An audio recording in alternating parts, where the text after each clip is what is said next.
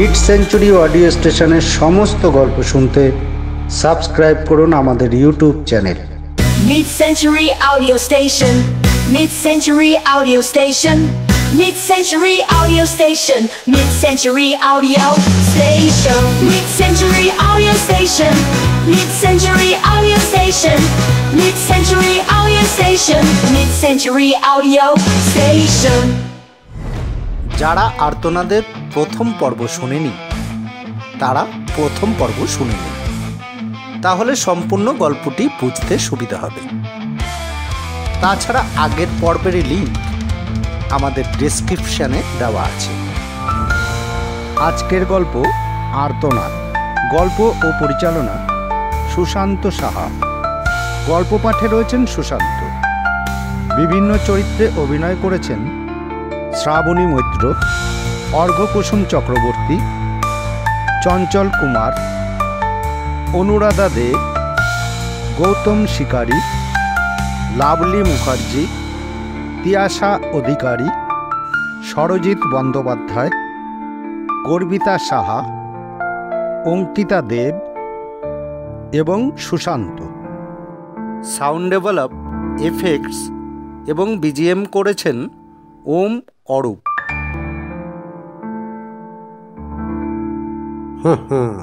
শেষ অবধি পাখি জালে পড়ার জন্য প্রস্তুত। আর তুই ভুলিস কি করে? আমার নাম তরুণ, তোর নাম নগেন। রাজার বাড়ির লোকের কাছে এটাই আমাদের পরিচয়। ভালো নামটা নিজেকে দিয়েছিস, আর বাজে নামটা আমার। নগেন মোটেও বাজে নাম নয়। ঠিক আছে, পরে কোনোদিন নাম পাল্টাতে হলে তোর নাম অক্ষয় কুমার রেখে দেবো। এই সময় আবার ফটিকের ফোন বেজে ওঠে। ফটিক ফোন অন করে বলে, থ্যাংক ইউ সিনাবাবু, আপনার অ্যাক্টিং কাজে লেগে গেছে। লাগবে না, অ্যাক্টিংয়ের জন্য স্কুল কলেজে কম প্রাইজ পেয়েছি। যাই হোক, আপনারা তো কাল সকালে ফিরছেন, তবে রাতে একটা ছোটোখাটো পার্টি হয়ে যাক। আপনার সাথে সামনাসামনি আলাপও হয়ে যাবে। চলে আসুন হোটেলে, কিন্তু খেয়াল রাখবেন সিভিল ড্রেসে আসবেন। পারলে বড় একটা টুপি পরে নেবেন, যাতে আপনাকে চিনতে না পারে। আর পুলিশের গাড়ি আনবেন না। আপনি কোনো চিন্তা করবেন না, আমাকে কেউ চিনতে পারবে না। কি খাবেন বলুন, হুইস্কি না রাম? আমরা হুইস্কিটাই প্রেফার করি। ওকে, কোনো ব্র্যান্ড? এনি ব্র্যান্ড, ওটা নিয়ে কোনো অসুবিধা নেই। ওকে, 8:30 নাগাদ পৌঁছে যাব। No problem. রাতে ফটিকদের হোটেলে লোকাল থানার ইন্সপেক্টর সিনা আসে। তিনজন মিলে পার্টি শুরু হয়। ড্রিঙ্কস করার পরে ফটিক পামেলার জন্য ইমোশনাল হয়ে পড়ে। মেয়েটাকে এইভাবে মেরে ফেললো, ওদের মধ্যে কি মায়া মমতা বলে কিচ্ছু নেই? পুলিশের চাকরি করতে গিয়ে যে কত রকম কেস দেখেছি কি বলবো। নৃশংস সব মার্ডার। মাঝে মাঝে মনে পড়লে গাটা শিউরে ওঠে। সব থেকে মজার কথা কি জানেন? এই খুনিদের মধ্যে অনেকে প্রমাণের অভাবে আবার বেকসুর ছাড়াও পেয়ে যায়। কি আর করবেন, আমাদের দেশের আইনই তো বলে প্রমাণ যদি না থাকে 100টা দোষী ছাড়া পেয়ে যাক, কিন্তু বিনা দোষে একজনও যেন শাস্তি না পায়। রাত প্রায় 11টা অবধি ওদের পার্টি চলে। এর মধ্যে ওদের নানান ধরনের গল্প চলতে থাকে। কখনো কোনো কেসের গল্প, কখনো আবার ফটিকদের নিখোঁজ সন্ধান করার গল্প। ফটিক সিনার কাছে জানতে চায় অনুপের বিষয়ে কিছু খবর জেনেছে কিনা। সিনা যতটা খোঁজ খবর পেয়েছে সেটা বলে, কিন্তু এতে কোনো সন্দেহজনক বা খারাপ কিছু ঘটনা জানা যায় না।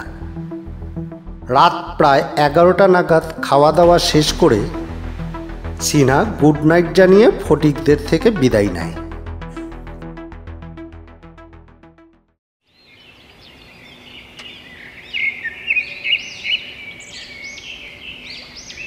সকালে উঠে ফটিক রাজাকে ফোন করে, জেনে নেয় সে আজ অফিসে যাচ্ছে কিনা। রাজা জানায় সে অফিস যাবে এবং একটু পরে কলকাতার উদ্দেশ্যে বাস ধরবে। ফটিক তাকে হোটেলের অ্যাড্রেস দিয়ে চলে আসতে বলে এবং রাজা হোটেলে পৌঁছলে তাকে নিজেদের গাড়িতে তুলে কলকাতার দিকে রওনা দেয়। গত রাতে ঘুমিয়েছিলেন? কি করে ঘুমাবো বলুন তো? পামেলা ছাড়া জীবনটা কেমন ফাঁকা হয়ে গেছে। তার মধ্যে মাথায় দুশ্চিন্তা, যদি সত্যি আমার বাড়িতে কেউ পামেলাকে মেরে থাকে তবে তো সেও জেলে যাবে।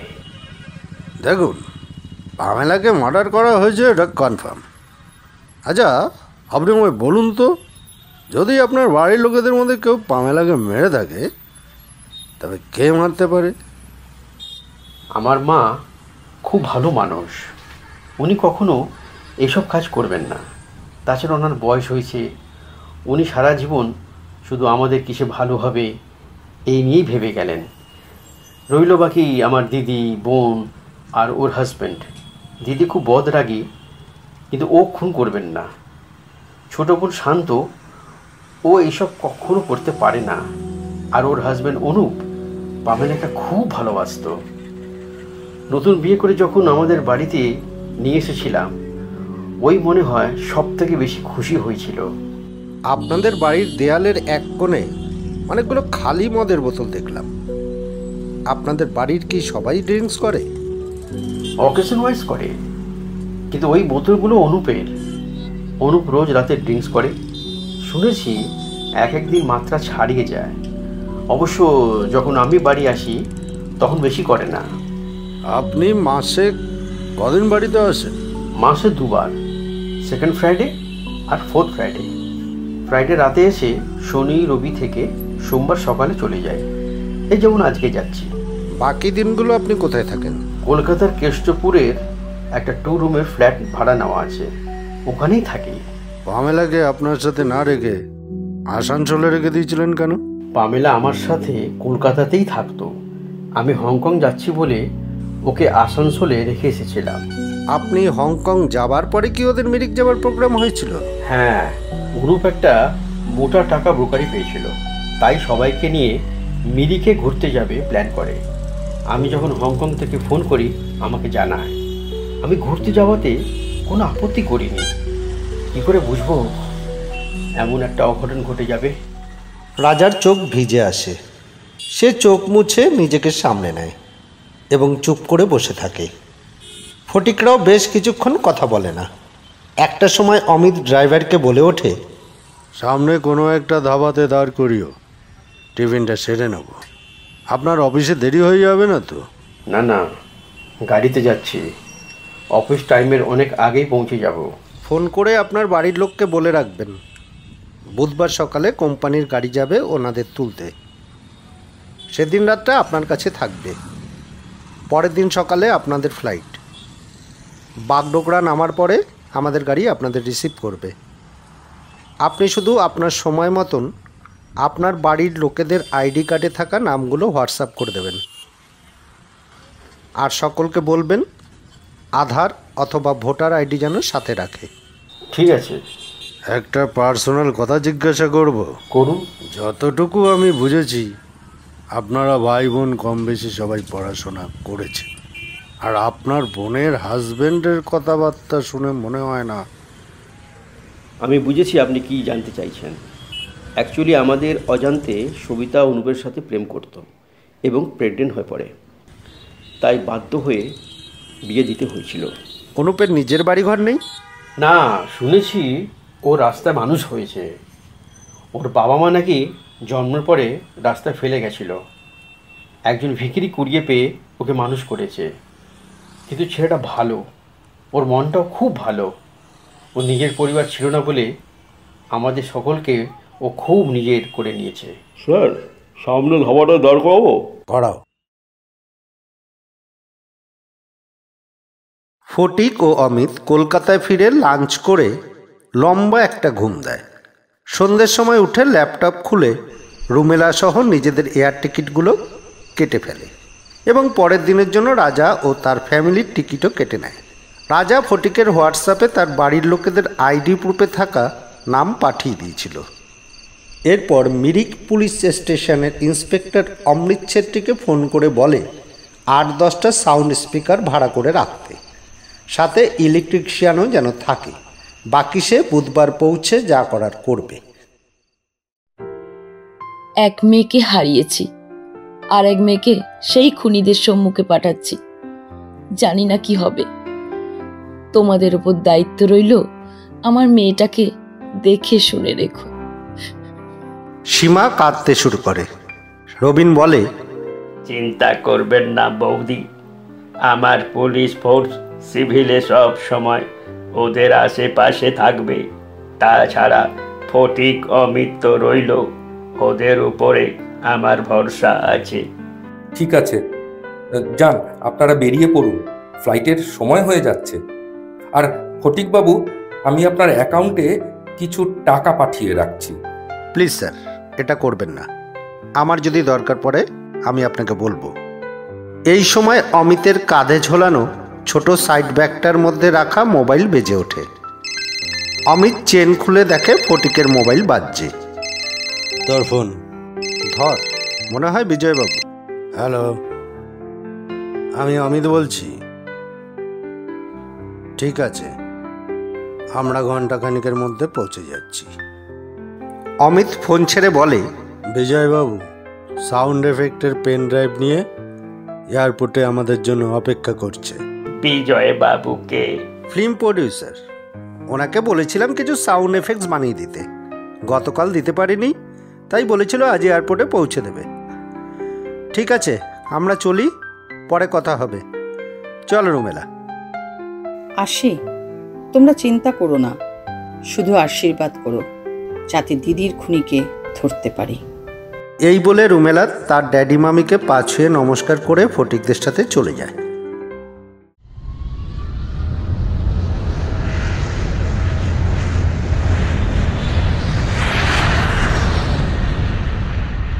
সকাল 11:30টার মধ্যে ফটিকরা পৌঁছে যায় মিরিক হোমস্টেতে। হোমস্টের জমিটা প্রায় রাস্তা থেকে একতলা সমান নিচু। রাস্তা সমান ফ্লোরটায় রেস্টুরেন্ট এবং স্টেশনারি দোকান। তার ওপরের ফ্লোরে মালিক ফ্যামিলি নিয়ে থাকে, অবশ্য মালিক নয়, মালকিন। আর যেই ফ্লোরটা রাস্তা থেকে নিচের দিকে গেছে সেটাতে 3টে রুম আছে গেস্টদের ভাড়া দেওয়ার জন্য। রুমেলা মাস্ক পরে হোমস্টেতে এন্ট্রি করে, যাতে হোমস্টের কেউ না বুঝে যায় রুমেলা ও পামেলা যমজ বোন। রুমেলা এবং অমিত নিচের ফ্লোরে চলে যায় এবং যার যার রুমে ঢুকে ফ্রেশ হয়ে নেয়। ফটিক ইন্সপেক্টর অমিত ছেত্রীর সাথে রেস্টুরেন্টে বসে চা পান করতে করতে মালকিনকে জিজ্ঞাসা করে, আপনার নাম বললেন মনীষা, তাই তো? জি সাব। রুমেলা যেদিন মারা গেছিল সেদিন ওই ফ্যামিলির লোক ছাড়া আপনার এখানে বাইরের কজন গেস্ট ছিল? উনারা যখন এখানে ছিলেন আর কই গেস্ট ছিল না এখানে। এই রকমই শুনেছিলাম, তবুও কনফার্ম হলাম। যাই হোক, আমরা যে পুলিশের লোক সেটা যেন কেউ জানতে না পারে, এবং আমাদের পরিচয় হবে আমরা শেয়ার মার্কেটের এজেন্ট। ওকে সাব। আর আমাদের সাথে যে কোনো মহিলা এসেছে এটা যেন কেউ জানতে না পারে। জি সাব। আপনার ফ্যামিলিতে কে কে আছে? আমার হাজব্যান্ড আর মেয়ে আছে। মেয়ে মুম্বাইতে চাকরি করে, তাই সে ওখানেই আছে। আপনার স্টাফ কজন? আমি আর আমার হাজব্যান্ড চালাই। বাহার সে 2 আদমিকে রেখেছি, ওরা গেস্টদের দেখাশোনা করে। আপনার ওই 2জন এখন থেকে শুধু রেস্টুরেন্টে থাকবে, আর বাকি রুম সার্ভিসের জন্য আমার লোক সিভিল ড্রেসে থাকবে। ঠিক হ্যাঁ সাব। এমন সময় 4 জন ইলেকট্রিশিয়ান আসে। স্যার, हम लोग आ गया। ফটিক সাহেব, এনারা হলেন ইলেকট্রিশিয়ান। কি করতে হবে বলে দিন, ওরা করে দেবে। ঠিক আছে, চলুন। রুমেলা নিজের রুমের পেছনের দরজা খুলে ব্যালকনিতে গিয়ে দাঁড়িয়ে আছে। ডান দিকে লম্বা করে জমির পেছন দিকে চলে গেছে 2টো রুমের একতলা কটেজ। সোজা বাঁদিকে তার রুমের দিকে মুখ করা আরও 2টো রুমের একতলা কটেজ। সবকটা কটেজেরই পাকা দেয়াল এবং ওপরে টিনের চাল। সোজা কটেজের পেছনে দূরে জঙ্গল দেখা যাচ্ছে। রুমেলা সেই জঙ্গলের দিকে তাকিয়ে, চোখ দুটো তার জলে ভেজা। তার চোখের সামনে যেন ভেসে উঠেছে রুমেলার সেই জ্বলন্ত দেহ।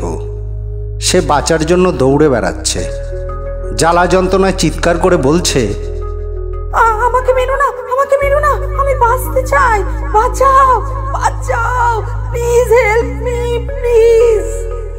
এমন সময় রুমেলার ভাবনায় বাধা হয়ে দাঁড়ায় ফটিকরা। ফটিক ও অমৃত ছেত্রী ইলেকট্রিশিয়ানদের নিয়ে কটেজগুলোর আশেপাশে এবং জমির নানান জায়গায় ঘুরে দেখাচ্ছে।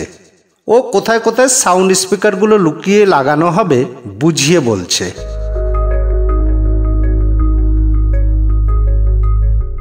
ফটিক ও অমিত নিজেদের রুমে বসে লুডো খেলছে। 6 6 6 6, তোর একটা পাকা গুটি খাওয়া, আর একটা 6 আর পুট পর। চাপ বাবা, 2 পড়লো, অনেক হয়েছে, দে দাঁড়া, গুটি খাওয়ার চালটা বাকি আছে, নে চাল।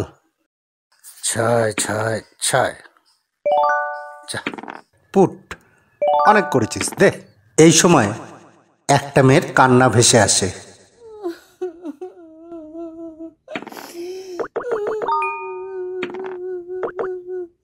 ফটিক চালতে গিয়ে থেমে যায়। অমিতকে বলে, কেউ একটা কাঁদছে, শোন। অমিত কান খাড়া করে শোনার চেষ্টা করে।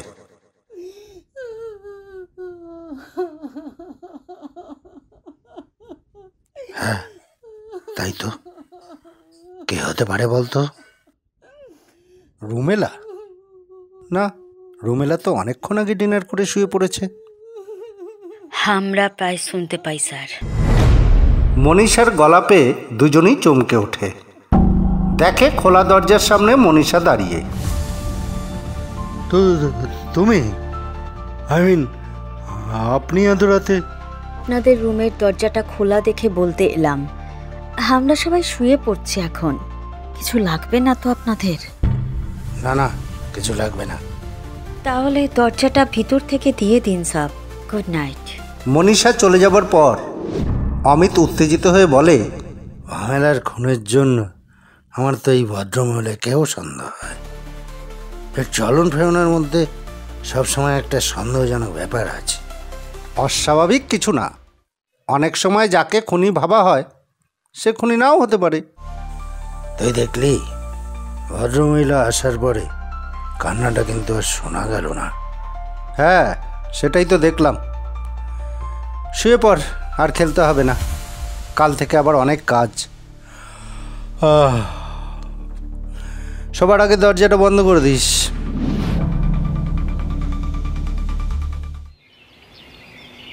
এখন সকাল 8টা। ফটিক নিজের রুমে ফ্রি হ্যান্ড এক্সারসাইজ করছিল। অমিত বাইরে থেকে ছুটে আসে, বলে, ফটিক, রুমেলাকে খুঁজে পাওয়া যাচ্ছে না। কি বলছিস? ঘরেই আছে, হয়তো ঘুমোচ্ছে। না রে, ঘরে নেই। চা খাবি কিনা জিজ্ঞাসা করতে গিয়ে ওর দরজা নক করেছিলাম। অনেকক্ষণ ধরে নক করার পরে যখন উত্তর পাচ্ছিলাম না, তখন দরজায় ধাক্কা মারি, দেখি দরজাটার আবজানো। এরপরে ওর ঘরে ঢুকে খুঁজতে গিয়ে দেখি রুমেলা নেই। তবে হয়তো রেস্টুরেন্টে গেছে। আমি খুঁজে এসেছি, ওখানে নেই। মনীষাকে জিজ্ঞাসা করেছিস? করেছি, বলছে জানে না। চল তো দেখি।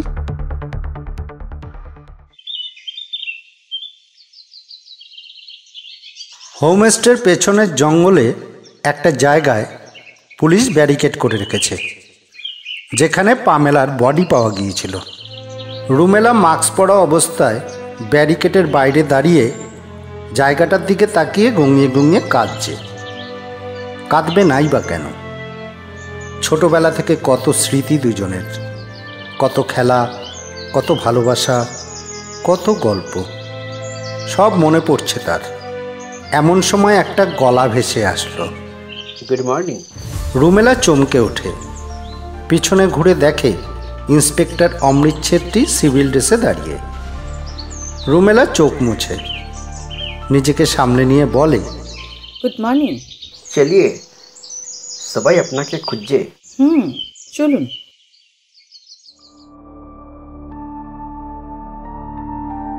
ফটিক অমিত রেস্টুরেন্টে চেয়ারে বসে রুমেলার জন্য অপেক্ষা করছিল।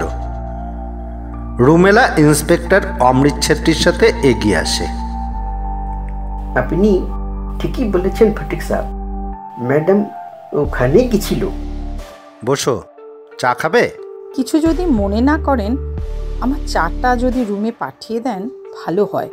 তাছাড়া এখানে তো মাস্ক খুলতেও অসুবিধা আছে। ওকে, তুমি যাও, আমি পাঠিয়ে দিচ্ছি। রুমেলা নিজের ঘরের দিকে চলে যায়। অমিত বলে ওঠে, তুই কিন্তু দিনে দিনে পাক্কা ডিটেকটিভ হয়ে উঠছিস। তুই কি করে বুঝলি রুমেলাকে ওখানেই পাওয়া যাবে? পামেলার ওপর রুমেলার অগাধ ভালোবাসা, আর সেই ভালোবাসার জন্যই আজ ওর এখানে আসা। এখানে এসে দিদিকে যেখানে মারা হয়েছে সে জায়গাটা দেখবে না, এটা হয়? কথা বলতে বলতে ফটিকের মন ভার হয়ে আসে। অমৃত ছেত্রী বুঝতে পারে ফটিক ইমোশনাল হয়ে পড়ছে, তাই কথা ঘোরাবার জন্য বলে ওঠে, সাহেব চায় নেবেন তো? হ্যাঁ, আর আপনার মুখে সাহাব কথাটা ঠিক ভালো লাগছে না। তার থেকে আপনি যেমন ফোনে স্যার করে বলছিলেন সেটাই বলুন। Okay sir. माहिनी 3 ठो चाय इधर दो और 1 ठो चाय मेरे आदमी को दे के मैडम के रूम पे भेज दो। ঠিক है সাহেব। অমৃত জি আপ बैठिए। অমৃত ফটিকের সামনে একটা চেয়ারে বসে। অমিত বলে ওঠে, অমৃত জি, এই হোমস্টের মালকিনকে আপনার কেমন মনে হয়? মার্ডারের ব্যাপারে বলছেন তো? অনেক জিজ্ঞাসা করেছি, জেলে ঢোকানোর ভয়ও দেখিয়েছি, কিন্তু কোনো লাভ হয়নি। খালি বলছে আমরা কিছু জানি না। ওনার হাজবেন্ড চুপচাপ কাজ করে, কোনো সময় তো কথা বলতে দেখিনি। ওনার হাজবেন্ড বোবা আছে, কথা বলতে পারেন না। পাশাপাশি লোকেদের জিজ্ঞাসা করেছি, ওরাও কনফার্ম করেছে যে উনি বোবা আছেন। আপনাদের যদি কিছু জিজ্ঞাসা থাকে। অমৃত ছেত্রীর কথাটা শেষ হয় না। এই সময় মনীষা ট্রেতে করে 4 কাপ চা নিয়ে আসে। 3 কাপ টেবিলের ওপর নামিয়ে আর একটা কাপ ট্রেতে রেখে বলে, ये मैडम की चाय है।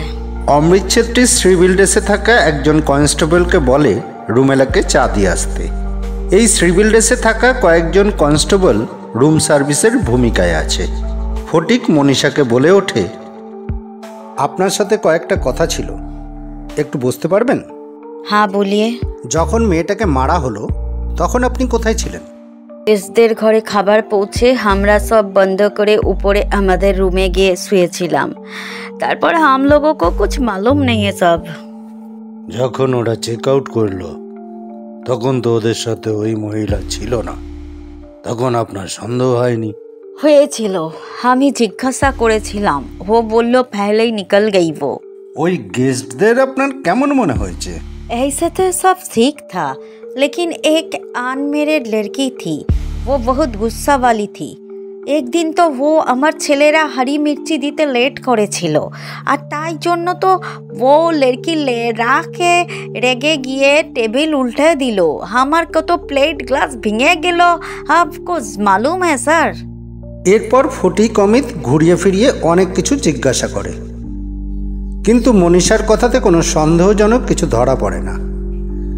হোমস্টের কাজের ছেলে দুটোকে ডেকে কথা বলা হয়, তারাও বিশেষ কিছু বলতে পারে না। শেষে অমিত জিজ্ঞাসা করে, কালকে রাতে কে কাজ ছিল?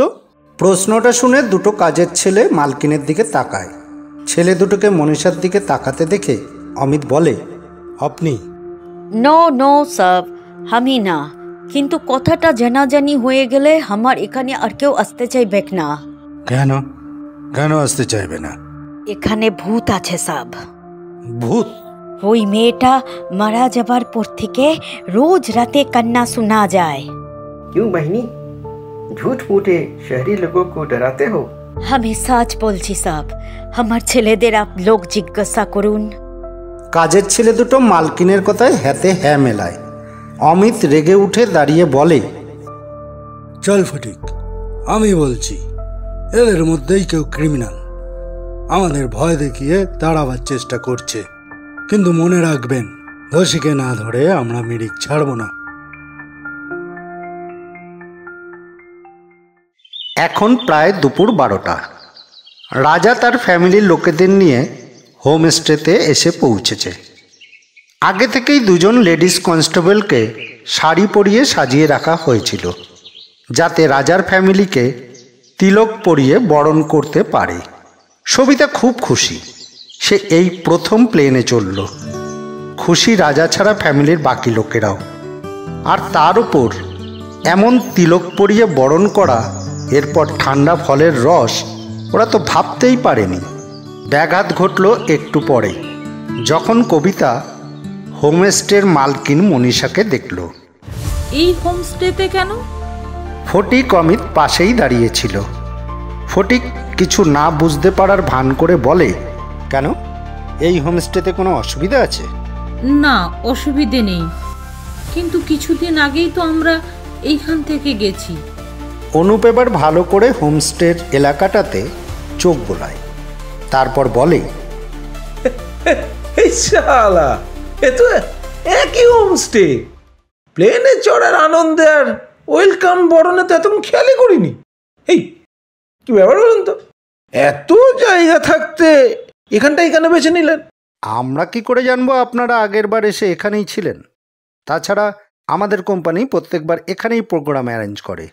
অনুপ হঠাৎ খুব খুশি হয়ে ওঠে, সবিতাকে বলে, কি বলছেন? দেখছো, যেখানে বড় বড় কোম্পানি প্রোগ্রাম করে সেখানেই তোমাদের রেখেছিলাম। যা তা ভাবলে হবে আমাকে? হ্যাঁ, আর তা বলছি যে আমাদের রুমগুলো একটু দেখিয়ে দিন, একটু বিশ্রাম করনি, তারপর বলবেন কখন কি প্রোগ্রাম আছে আপনাদের। ঠিক আছে। এই সময় সিভিলে থাকা পুলিশের লোকেরা এসে তাদের নিয়ে কটেজের দিকে চলে যায়, আর মনীষার ছেলেরা লাগেজগুলো তুলে নিয়ে তাদের পিছু নেয়। কবিতাকে দেখে বোঝা যাচ্ছিল ভেতরে যাবার ইচ্ছে তার ছিল না, তবু তাকে বাধ্য হয়ে যেতে হয়। রত্নাদেবীর চেহারাতেও কেমন একটা ভয়ের ছায়া প্রকাশ পায়। ফটিক অবশ্য এইসবকে খুব একটা পাত্তা দেয় না, কারণ সে আগে থেকেই সব প্ল্যান সাজিয়ে রেখেছে। এমন সময় রাজা ফিরে আসে, ফটিককে বলে, ফটিকবাবু, আমি একবার রুমেলার সাথে মিট করতে পারি? পারেন, কিন্তু তার আগে রুমেলার থেকে পারমিশন নিতে হবে। অমিত, তুই ব্যাপারটা দেখ, আমি একটু আসছি। ঠিক আছে। ফটিক রেস্টুরেন্ট থেকে বেরিয়ে রাস্তার দিকে চলে যায়। অমিত রাজাকে জিজ্ঞাসা করে, আপনি চা খাবেন? না, এখন ইচ্ছে নেই। ঠিক আছে, আপনি রেস্টুরেন্টে বসুন, আমি রুমেলাকে জিজ্ঞাসা করে আসছি। ফটিক রেস্টুরেন্ট থেকে বেরিয়ে এগিয়ে যায় রাজাদের নিয়ে আসা গাড়িটার দিকে। ড্রাইভার তখন গাড়ি পরিষ্কার করছিল। প্রেম, ইধার আইয়ে, বাত করনা হ্যাঁ। হ্যাঁ জি, বলিয়ে। ফটিক প্রেমকে নিয়ে গাড়ির আড়ালে রাস্তার পাশে গিয়ে একটা কংক্রিটের চায়ের উপর বসে। তারপর প্রেমকে বলে, বাইঠিয়ে। नहीं साहब, আমি ঠিক আছি। আচ্ছা, আপনি ওই পিলারটার উপর বসুন। প্রেম আর কথা বাড়ায় না, সে পিলারটার উপর গিয়ে বসে। ফটিক জিজ্ঞাসা করে, এবার বলুন, বাগডোগরা থেকে গাড়িতে উঠে ওরা কি কি গল্প করলো? ওরা খুব খুশি ছিল, মনে হলো এই প্রথম ফ্লাইটে চড়েছে। এরপর 2 কোটি রুপিয়া পেলে কি কি করবে ওইসব প্ল্যান করছিল। ওই একটা দুবলা করে লোক আছে না, অনুপ না, क्या नाम है? হ্যাঁ, অনুপ। উনি যখন আমাকে মদের দোকানে দাঁড়াতে বলল, তখন একজন মহিলা খুব রেগে গেল। মানে ওই ভারী চেহারার মহিলাটা? হ্যাঁ জি, হ্যাঁ। ওনার নাম কবিতা। ওই একটা বয়স্ক করে মাঝি আছে না, ওই নামেই ডাকছিল। বুঝেছি, আগে বলুন। রীতিমতো ওদের মধ্যে ঝগড়া বেঁধে গেল। ওনারা যে ওয়াইফ আছে না, ওই কবিতাজির সাথে হাজব্যান্ডের হয়ে ঝগড়া শুরু করলো। কবিতাজি খুব রেগে গেল। সে বলল, আমাকে মুখ খোলাস না, আমি মুখ খুললে তোদের সংসার খেলা বন্ধ হয়ে যাবে। তখন ওই বউটাও বলল, সে নাকি অনেক কিছু জানে। এই সময় আমার পাশে সিটে বসা লোকটা চিৎকার করে সবাইকে চুপ করতে বলল, আর তখনই সবাই চুপ হয়ে গেল। এরপরে ওদের মধ্যে বিশেষ কিছু কথাবার্তা হয়নি। ওই হাজব্যান্ড ওয়াইফ খুব ফ্লাইটে চড়া নিয়ে গল্প করছিল সাহেব। তারপর মদ কিনেছিল? হ্যাঁ, অনেক মদ কিনলো। একটা বড় নীলা ব্যাগ পুরা ভর্তি হয়ে গেল। বুঝলাম। ঠিক আছে, আপনি যান। প্রেম চলে যায়। ফটিক ওখানে বসেই কিছু চিন্তা করতে থাকে।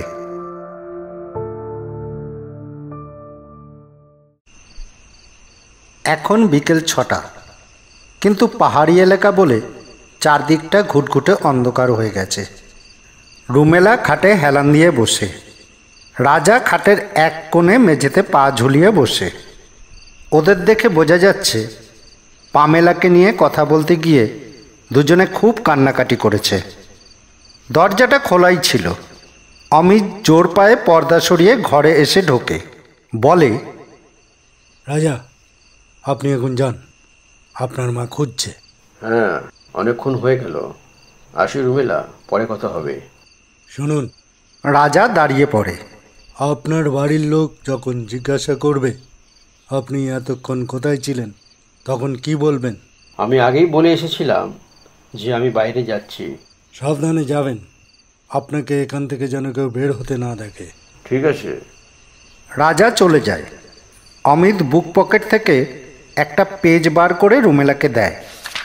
এটা ধরুন, এতে ডিটেলস লেখা আছে আপনাকে কি করতে হবে।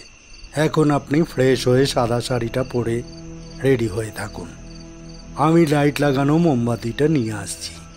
আপনি শুধু কাগজে লেখাগুলো ফলো করবেন, বাকি ইলেকট্রিশিয়ানরা সামলে নেবে। কটায় শুরু করব? অমিত নিজের মোবাইল বার করে টাইম দেখে নেয়, তারপর বলে, এখন বাজে 6:15। আপনি 7:30 নাগাদ মঞ্চে নেমে যাবেন। ইলেকট্রিশিয়ানদের আমি টাইম বলে রাখছি। ওকে, তবে হাতে সময় আছে, একটু চা পাওয়া যাবে? শুধু চা না, তার সাথে কিছু পাঠাবো? 2টো বিস্কুট হলেই হবে। ঠিক আছে, আমি মোমবাতি আর চা একসাথে দিয়ে যাচ্ছি। ও হ্যাঁ, আপনি অ্যাক্টিং শেষ করে সোজা রুমে এসে পড়বেন। পুলিশের লোক এসে আপনাকে ডিনার দিয়ে যাবে। আসামি ধরা পড়ল কিনা কি করে বুঝবো? আপনাকে পামেলা ভেবে আপনার সামনেই তো দোষ স্বীকার করবে। তখন নিশ্চয় আমায় না পালিয়ে এলেও হবে। আমরা আপনার আশেপাশেই থাকব, তখন অবস্থা বুঝে ব্যবস্থা করে নেব। আসামি ধরা পড়লে আসামিকে একটা চড় মারতে দেবেন। দেব। রাত এখন 7টা। ফটিক ও অমিত নিজেদের রুমের চেয়ারে বসে সময়ের অপেক্ষা করছে। চারদিকে নিস্তব্ধ। ঘরের দেয়ালে লাগানো ঘড়ির কাঁটার আওয়াজ শোনা যাচ্ছে।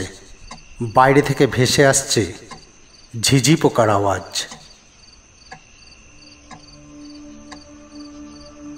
অনুপ, কবিতা, সবিতা একটা রুমে চেয়ারে বসে ড্রিঙ্কস করছে। সামনে ছোট টেবিলটার উপরে সাজানো পাকোড়া, ডিম ভুজিয়া, কাজু বাদাম ও মদের বোতল। রত্নাদেবী খাটে হেলান দিয়ে বসে, তার হাতেও মদের গ্লাস। অনুপ 2টো কাজু বাদাম মুখে পুরে বলে, তখন তো বোতল কেনার নাম শুনে এমন লেগে গেলে যেন আমি একা খাবো। এখন তো সবাই মিলেই চালাচ্ছে গুঁড়ো। পাহাড়ি অঞ্চল, সন্ধ্যের পরে কিছু করার নেই, তাই খাচ্ছি। হ্যাঁ, সেই ভালোই শিখেছ। আমি বাড়িতে খেতে বসলে ওখানেও ঠিক পৌঁছে যাও। কি করব, যতটা তোমার থেকে কমানো যায়। হ্যাঁ, আরে শাশুড়ি মা শুধু শুধু খাচ্ছেন। আরে নিন, পকোড়া নিন। না না, আমার আর লাগবে না। আরে খান খান, নিন, আরামে পাচ্ছেন, যত পারেন খেয়ে নিন। ঠিক এই সময় একটা মেয়ের হাসি ভেসে আসে। অনুপ পেট থেকে পাকোড়া তুলতে গিয়ে থেমে যায়।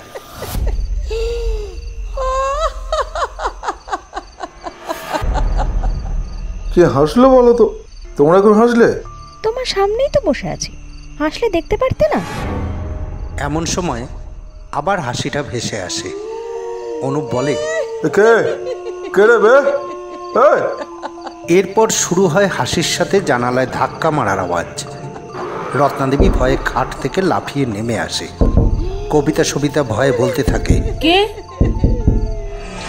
কে ওখানে? কে ভয় দেখাচ্ছে আমাদের?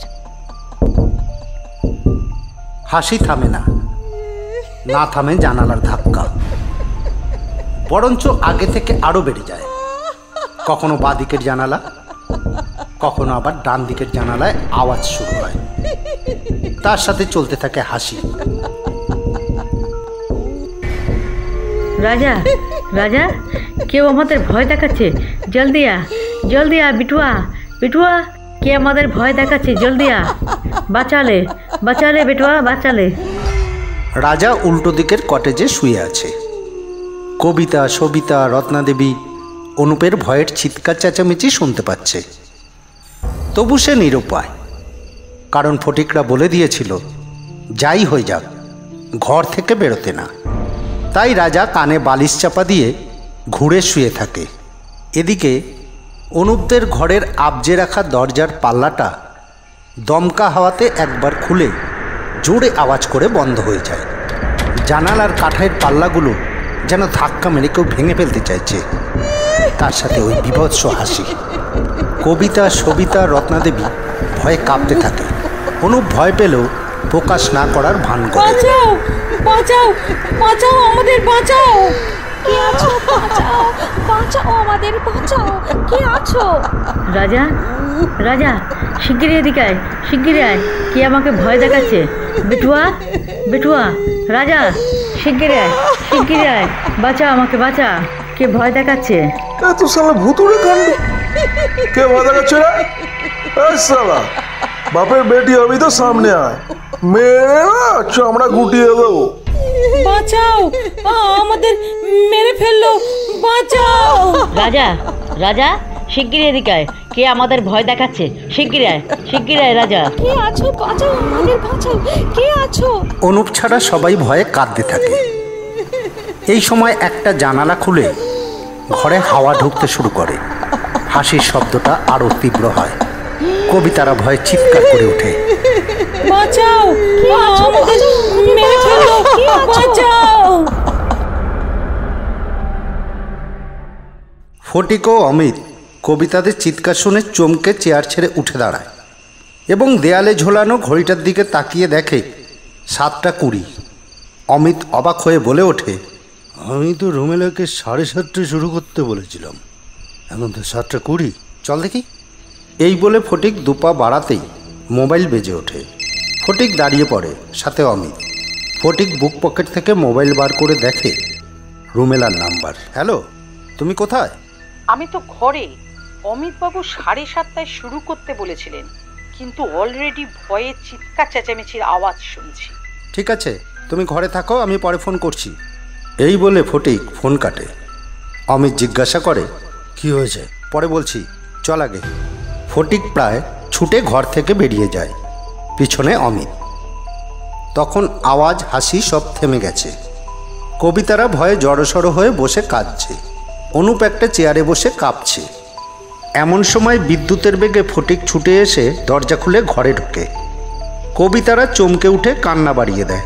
অনুপ আওয়াজ শুনে ভয়ে চেয়ার থেকে মেঝেতে পড়ে যায়। ফটিকের পিছনে অমিত ও অমৃত ছেত্রী সহ সিভিল পুলিশ, মনীষা, তার হাজব্যান্ড ও কাজের ছেলেরা এসে দাঁড়িয়েছে। ইলেকট্রিশিয়ানরা কাছে আসে না, একটু দূরে দাঁড়িয়ে দেখতে থাকে। ফটিক বলে, কি হয়েছে? ফটিককে দেখে সবাই যেন প্রাণ ফিরে পায়। কবিতারা সবাই ছুটে আসে ফটিকের সামনে, বলে, আমাদের বাঁচান তরুণ বাবু, ভূতে আমাদের মেরে ফেলবে। কি বলছেন? ভূত? হ্যাঁ, ভূত। আমরা এখানে থাকবো না বাবু, আমাদের বাড়ি পাঠিয়ে দিন। হ্যাঁ হ্যাঁ, আমরা এখানে থাকবো না, আমাদের বাড়ি পাঠিয়ে দিন। দাঁড়ান দাঁড়ান, ব্যাপারটা বুঝতে দিন, আগে বলুন কি হয়েছিল। এতক্ষণ অনুপ চেয়ার থেকে পড়ে মেঝেতেই বসেছিল। সে এবার উঠে এসে বলে, আমার মতো একটা মালকে ভয় পাইয়ে দিল। আজ অব্দি মরা পড়াতে এতবার শ্মশানে গেছি, কোনো ভূত আমায় কিছু করতে পারলো না। আর এই সালে পাহাড়ি ভূত আমাকে ভয় দেখিয়ে কাঁপুনি ধরিয়ে দিল। সত্যি আপনার মতন একজন বীর পুরুষ ভয় পেয়েছে মানে নিশ্চয়ই ভয়ঙ্কর কিছু হয়েছে। যাই হোক, বলুন তো ঘটনাটা কি ঘটেছিল? রুমেলা তার ঘর অন্ধকার করে ব্যালকনির দরজা একটু ফাঁকা করে কটেজের দিকে তাকিয়ে ফটিক ও অনুপদের কথা শোনার চেষ্টা করছে, কিন্তু খুব একটা স্পষ্ট কিছু শোনা যাচ্ছে না। এটুকু বুঝতে পেরেছে ওদের কেউ ভয় দেখিয়েছে। রুমেলা বেশিক্ষণ দাঁড়ায় না, পাছে কেউ যদি তাকে দেখে নেয় তবে সব প্ল্যান নষ্ট হয়ে যাবে। তাই আস্তে করে দরজা বন্ধ করে মোবাইলের আলো জ্বালিয়ে সুইচ বোর্ডের দিকে এগিয়ে যায়। লাইটের সুইচ অন করে ঘরের আলো জ্বলার পরে বিছানার ওপর থেকে আগের পরা ড্রেস তুলে নেয় এবং ওয়াশরুমে এসে ঢোকে। রুমেলার চেহারায় একটু চিন্তার ছায়া। আসলে ও ঠিক জানতে পারছে না ওখানে কি ঘটেছে। রুমেলা সাদা শাড়িটা ছেড়ে ভালো করে চোখ মুখে জল দিতে থাকে, আর ওদিকে বাথরুমের কাচের জানালার ওপারে দাঁড়িয়ে রুমেলাকে দেখছে মরে যাওয়া পামেলা।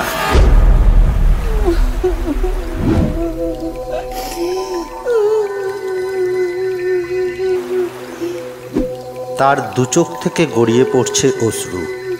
বোনকে সে তো খুব ভালোবাসে, তবুও বোনকে এত কাছে পেয়েও জড়িয়ে ধরতে পারছে না, কথা বলতে পারছে না। কে ওকে এই নৃশংসভাবে মেরেছে বলতে পারছে না। কত দুঃখ তার জমা হয়ে আছে। কি করে বলবে বোনকে? সামনে গেলেই তো ভয় পাবে। তাই কাচের ওপার থেকে মুগ্ধ হয়ে বোনকে দেখছে। হ্যাঁ, পামেলা আছে। মৃত্যুর পরে সে আটকা পড়ে গেছে এই হোমস্টেতে আর তার আশেপাশে। সেই ভয় দেখিয়েছে ওই অনুপ, কবিতা, সবিতাদের। পামেলার উদ্দেশ্য কি শুধু ভয় দেখাবার? না, যেই কাজটা রুমেলা পামেলা সেজে করতে এসেছে ওই সেই কাজটা করে দোষীকে বা দোষীদের ধরিয়ে দেবে। দেখা যাক আগে কি হয়। ফটিকরা অনুপদের থেকে সব কথা শোনার পরে নিজেরাও অবাক হয়। বুঝতে পারছিল না তাদের সুন্দর প্ল্যানটা কে ভেস্তে দিয়ে চলে গেছে। রত্নাদেবীরা ঠিক করেছে তারা আর এখানে থাকবে না, এখনই তারা মিরিক ছেড়ে চলে যাবে। এই সময় রাজা আসে, তাকেও রত্নাদেবী ভুতুড়ে কাণ্ডের কথা বলে। রাজা অবাক হওয়ার অ্যাক্টিং করলেও মনে মনে জানে এই কাজগুলো ফটিকবাবুরাই করিয়েছে। আসল ঘটনাটা তার কাছেও অজানা। ফটিক ও অমিত রত্নাদেবীদের বোঝায়, বলে, এত রাতে মিরিক থেকে বের হওয়ার কোনো উপায় নেই। সকাল হলে কিছু একটা ব্যবস্থা করে দেবো। लेकिन हम लोग रात गुजारे कैसे? যদি ভূত আসে? না না বাবু, আপনি একটা গাড়ির ব্যবস্থা করে দিন, আমরা আজই চলে যাব। হ্যাঁ হ্যাঁ, আমরা এখানে থাকবো না। আমরা এখানে থাকবো না বাবু, আমাদের বাড়ি পাঠিয়ে দিন। হ্যাঁ হ্যাঁ, আমরা এখানে থাকবো না, আমাদের বাড়ি পাঠিয়ে দিন। ঠিক আছে, আপনারা একটু ওয়েট করুন, আমি দেখছি কিছু ব্যবস্থা করা যায় কিনা।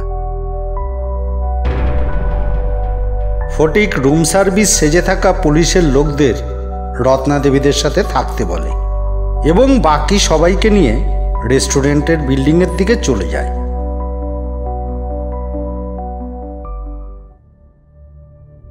রেস্টুরেন্টের একটা বড় টেবিল ঘিরে ফটিক, অমিত ছেত্রীরা বসে।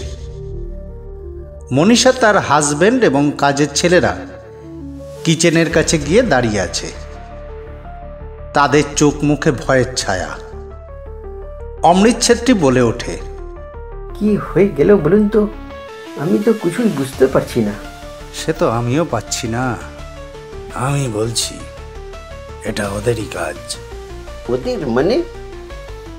অমিত মনীষাদের দিকে ইশারা করে চাপা গলায় বলে, মনীষাদের কথা বলছি।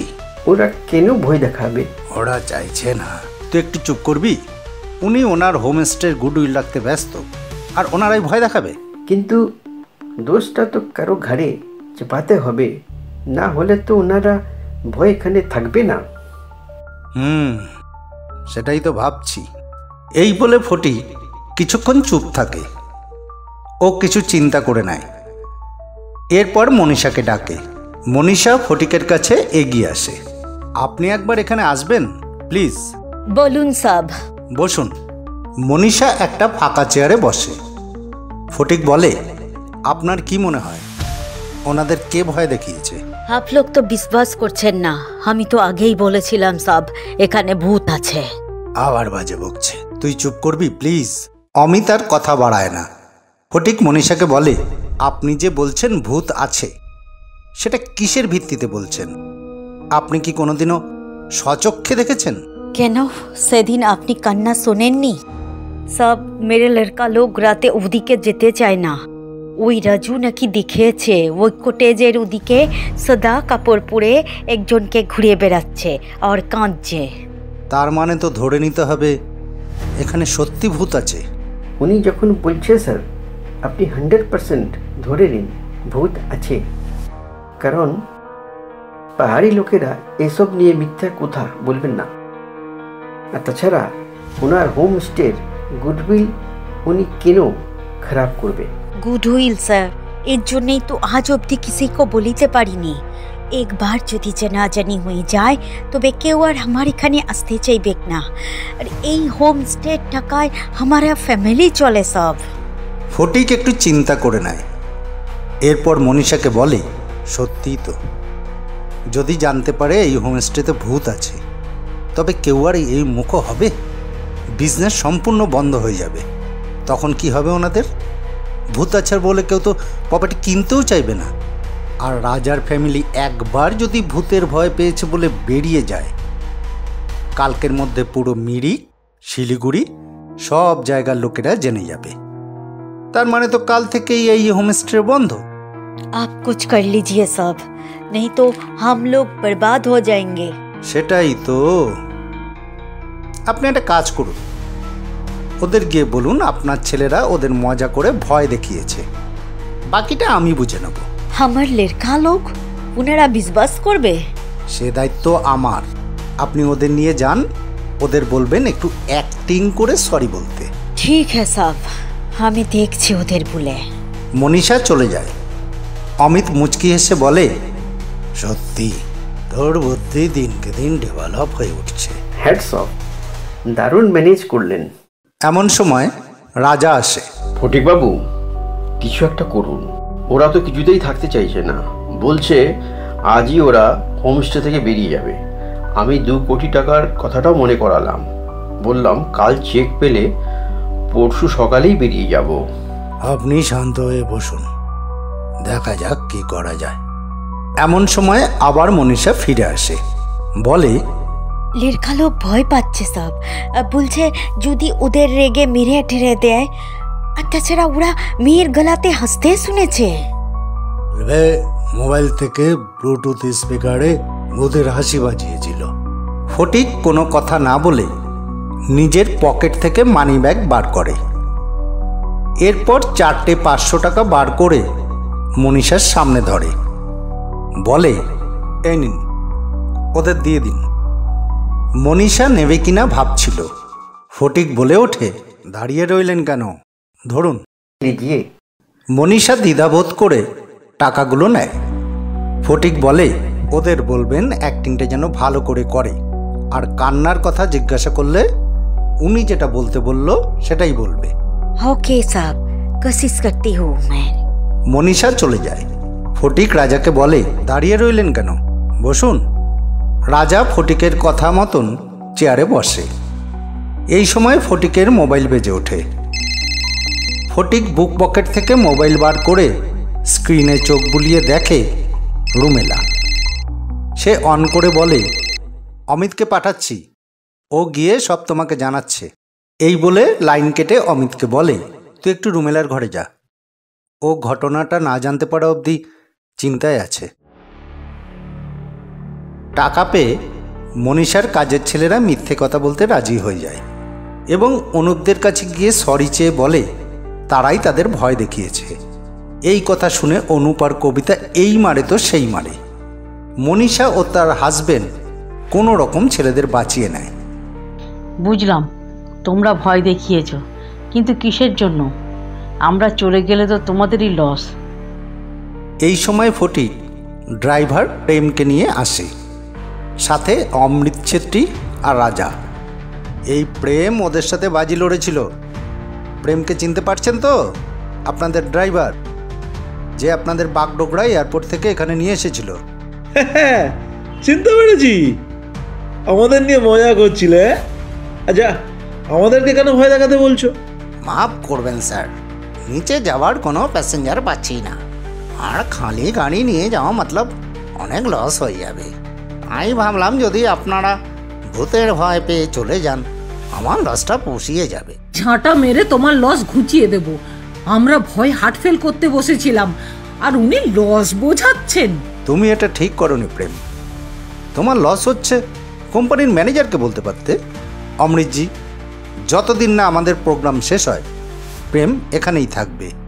প্রোগ্রাম শেষ হওয়ার পরে ওনাদের নিয়ে বাগডোগরা এয়ারপোর্টে নামিয়ে ওর ডিউটি শেষ হবে। আর এই কদিনে ওর যা ভাড়া লাগবে প্লিজ আপনি ওকে দিয়ে দেবেন। ঠিক আছে স্যার। ও হ্যাঁ, আপনাদের ওনার সাথে আলাপ করিয়ে দিনি। ইনি হলেন আমাদের কোম্পানির ম্যানেজার অমৃতজি। নমস্তে। আমরা যাওয়ার সময় ওকে প্লেনে যাব? থামতা, সবসময় প্লেন আর প্লেন। একবার তো চড়লে স্যার আমার নেশাটাই উতরে গেল, আর প্লেনে চড়ছে। আপনার কি ড্রিঙ্কস লাগবে? অনুপ ড্রিঙ্কসের নাম শুনে বলে ওঠে, পারবেন জোগাড় করতে? জোগাড় কি বলছেন স্যার, আপনাদের জন্য তো এনে রাখা আছে। হ্যাঁ, আগে জানাবেন তো। বেকার বেকার নিজের গাঁটের অতগুলো টাকা খরচা করে বোতল কিনে নিয়ে এসেছিলাম। যা তাড়াতাড়ি নিয়ে আসুন, গলাটা শুকিয়ে যাচ্ছে। আমি একটু পরেই পাঠিয়ে দিচ্ছি। আমরা চেক কবে পাচ্ছি?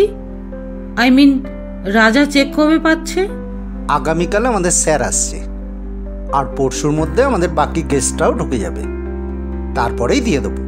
তোর কোনো তাড়া নেই তো রাজা? না না, আমি অফিস থেকে লম্বা ছুটি নিয়ে এসেছি। কটা বোতল পাঠাবো? কটা? দুটো 750 হলেই চলে যাবে। Okay sir. এই বলে অমৃত চলে যাচ্ছিল। অনুপ বলে ওঠে, শুন না, একটু পকোড়া করেও পাঠিয়ে দেবেন। ভালো চাট ছাড়া না আমি ঠিক মালটা খেতে পারি না। Sure sir. অমৃত চলে যায়। ফটিক মনীষা ও তার ছেলেদের উদ্দেশ্য করে বলে, আপনারা দাঁড়িয়ে রইলেন কেন? শুনলেন না পাকোড়া লাগবে? हाँ ताई तो चलो सब लोग, और कभी ऐसा डराने की काम नहीं करना है। মনীষা তার হাজবেন্ড ও কাজের ছেলেদের নিয়ে চলে যায়। প্রেম কি করবে বুঝতে পারে না। সে ফটিকের দিকে তাকায়। ফটিক ইশারা করে তাকে চলে যেতে। প্রেম মনীষাদের পিছে চলে যায়। কবিতা চিৎকার করে মনীষার কাজের লোকের উদ্দেশ্যে বলে, আর কোনোদিন ভয় দেখাতে আসলে না জ্যান্ত পুড়িয়ে মারবো, বলে রাখলাম। কবিতার মুখে কথাটা শুনে অনুপ, সবিতা, রত্নাদেবী সবাই চমকে কবিতার মুখের দিকে তাকায়। রাজা ও ফটিক দুজন দুজনের দিকে দৃষ্টি বিনিময় করে। কবিতা বুঝতে পারে সে কিছু ভুল বলে ফেলেছে। ফটিক ব্যাপারটা বুঝে না বোঝার ভান করে বলে, আপনারা এনজয় করুন, কখন ডিনার দিতে হবে ফোন করে বলবেন, ডিনার পাঠিয়ে দেবো। ফটিক চলে যায়। রাজাও আর দাঁড়ায় না, উল্টো দিকের কটেজে নিজের রুমের দিকে চলে যায়। অনুপ রাগত দৃষ্টিতে একবার কবিতার দিকে তাকায়, এরপর রুমের দিকে চলে যায়। পিছে পিছে সবিতা। রত্নাদেবী কবিতার হাত ধরে ঘরের দিকে যেতে বলে। জ্যান্ত পুড়িয়ে মারবি? মরবার সময় তো তোদের আমি ছাড়বো না।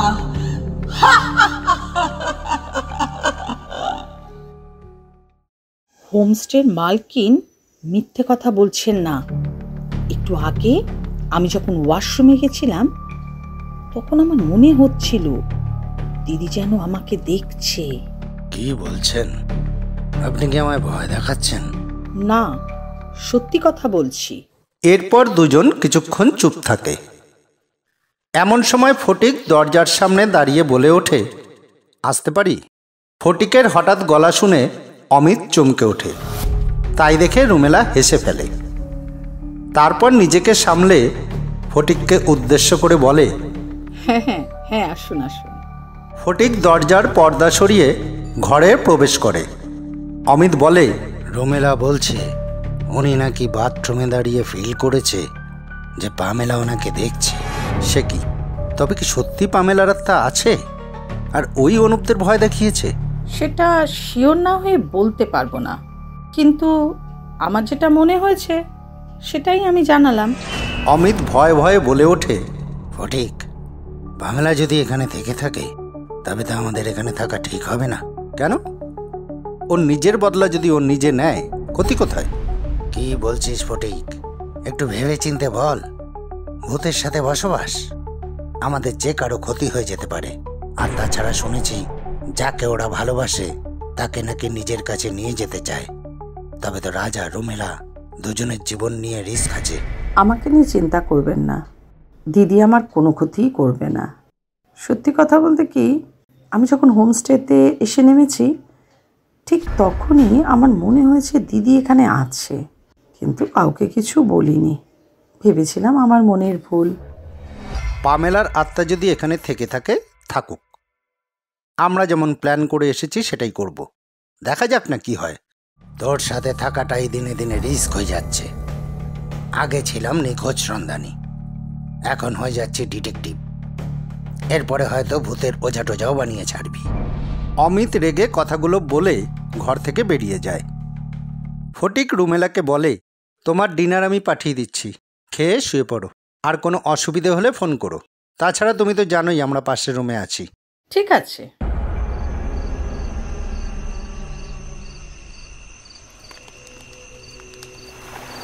কটেজের এলাকাটা প্রায় অন্ধকার। মাঝে মাঝে অবশ্য পোস্টে সোলারের লাইট আছে।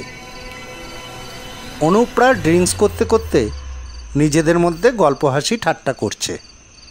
রাজা নিজের রুমের বিছানাতে কপালে হাত দিয়ে চোখ বুজে শুয়ে আছে। দেখা যায় জানালার ও প্রান্তে দাঁড়িয়ে আছে পামেলা। পরনে সে সোনালি পাড় দেওয়া সাদা সিল্কের শাড়ি। সে কাঠের পাল্লার ফাঁক থেকে রাজাকে দেখছে। চোখ দুটো তার ভরে আছে জলে। অনেক বছরের স্মৃতি, অনেক কথা, অনেক ভালোবাসা মনে পড়ছে তার। বুক ফেটে আসছে তার দুঃখে, কিন্তু কিছু করার নেই। রাজাও তো তাকে দেখলে ভয় পাবে। তার ভালোবাসার পামেলা আজ যে মরে ভূত হয়ে গেছে। তাই তার রাজাকে দূর থেকে দেখা ছাড়া আর কোনো উপায় নেই।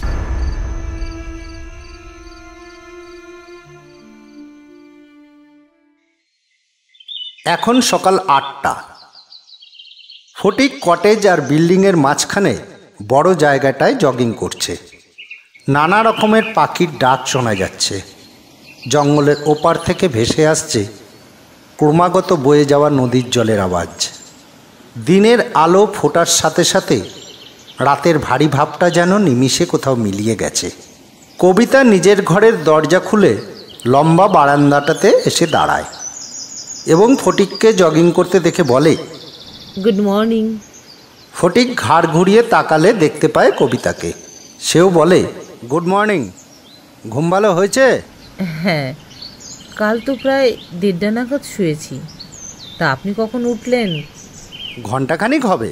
আজ কি প্রোগ্রাম? একটু বেলা হোক জানাচ্ছি। আচ্ছা, আপনাদের বাকি গেস্টরা কোথায় থাকবে? এখানে তো 4টে রুমের মধ্যে 3টে রুমেই আমরা আছি। রেস্টুরেন্টের বিল্ডিংয়ে রুম রাখা আছে। এরপর কারো কোনো কথা নেই। ফটিক এক্সারসাইজ করতে থাকে। কবিতা বারান্দা থেকে নেমে ফটিকের সামনে এসে দাঁড়ায়। কিছুক্ষণ ফটিককে দেখতে থাকে। ফটিক সেটা খেয়াল করে না। যখন খেয়াল করে, ফটিক থেমে যায়, জিজ্ঞাসা করে, কিছু বলবেন? আপনি কি রোজই শরীরচর্চা করেন? ওই আর কি, যখন সময় পাই করি। আজ সন্ধ্যায় আসুন না, একসাথে আড্ডা মারা যাবে। চেষ্টা করব। এমন সময় রাজা নিজের ঘরের দিক থেকে এগিয়ে আসে। Good morning. Good morning. তুই এখানে কি করছিস? এই ওনার এক্সারসাইজ দেখছি। এই সময় অমিত বিল্ডিংয়ের দিক থেকে ফটিককে ডাকে। ফটিক, তোর হয়ে গেলে এখানে আসিস। আসছি। অমিত রেস্টুরেন্টের দিকে চলে যায়। কবিতা বলে, আপনার নাম ফটিক নাকি? আমার ডাক নাম, ভালোবেসে অনেকে ডাকে। এত সুন্দর একটা নাম থাকতে ফটিক? এই বলে কবিতা হেসে চলে যায়। ফটিক রাজাকে বলে, আসবেন নাকি আমার সাথে? চলুন।